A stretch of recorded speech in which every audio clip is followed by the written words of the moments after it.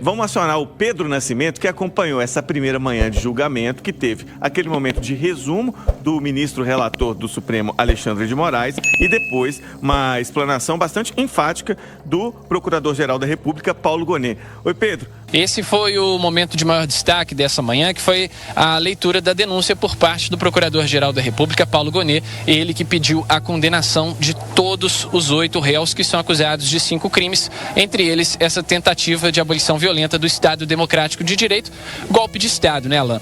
Então, a gente teve essa leitura por parte de Paulo Gonet que sustentou que não punir a tentativa de golpe, abre aspas, né, recrudesce ímpetos de autoritarismo, fecha aspas. Paulo Gonet usou palavras ali um pouco complicadas, né? Quem está acompanhando esse julgamento deve ter tido um pouco mais de dificuldade, mas ele foi rebatendo ponto a ponto a participação de Bolsonaro e desse núcleo nesses atos que aconteceram no dia 8 de janeiro e também dando detalhes sobre as provas que foram encontradas pela Procuradoria-Geral da República, que afirmou que Jair Bolsonaro não só foi o maior beneficiário dessa trama, como também atuou como líder da organização criminosa responsável pela ofensiva contra a democracia. Vamos ouvir um trechinho dessa fala de Paulo Gonet hoje pela manhã.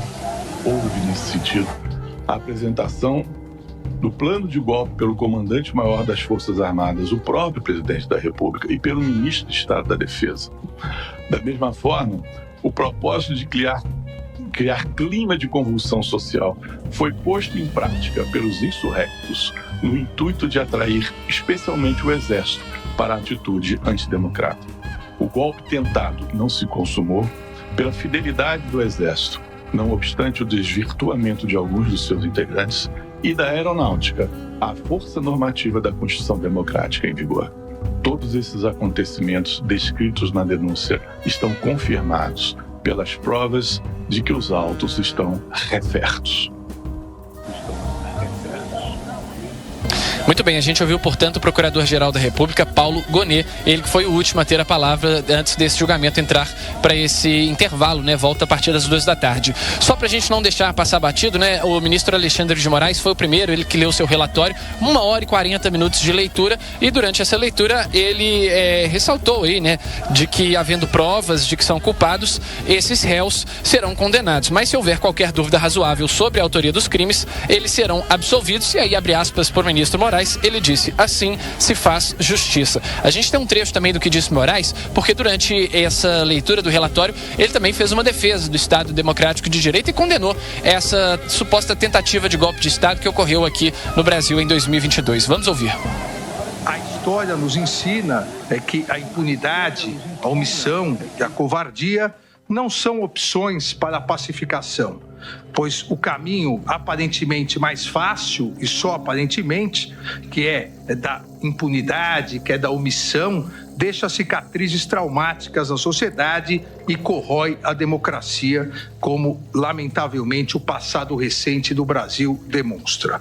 A pacificação do país, que é o desejo de todos nós, a pacificação do país depende do respeito à Constituição, da aplicação das leis e do fortalecimento das instituições. A expectativa é fazer uma defesa verdadeira, uma defesa baseada em pontos jurídicos, e é isso que nós vamos fazer.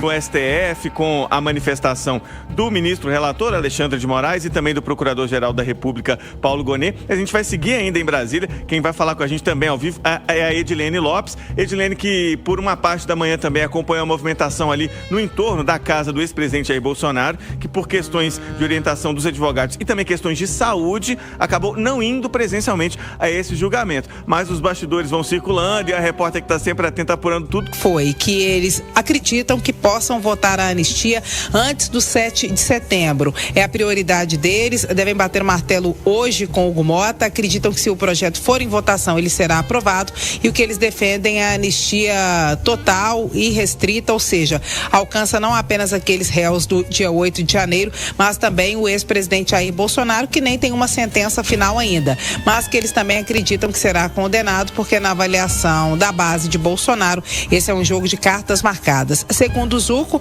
Se a anistia for votada e aprovada antes do 7 de setembro, as manifestações que estão marcadas para todo o país, Alan Passos, e principalmente numa concentração maior para a Avenida Paulista, serão de comemoração pela anistia de Bolsonaro, que ainda nem estará condenado. Começará a valer, se acontecer, depois da condenação de Bolsonaro. Caso contrário, o protesto está mantido e será num tom de manifestação contra a atuação do Supremo Tribunal Federal.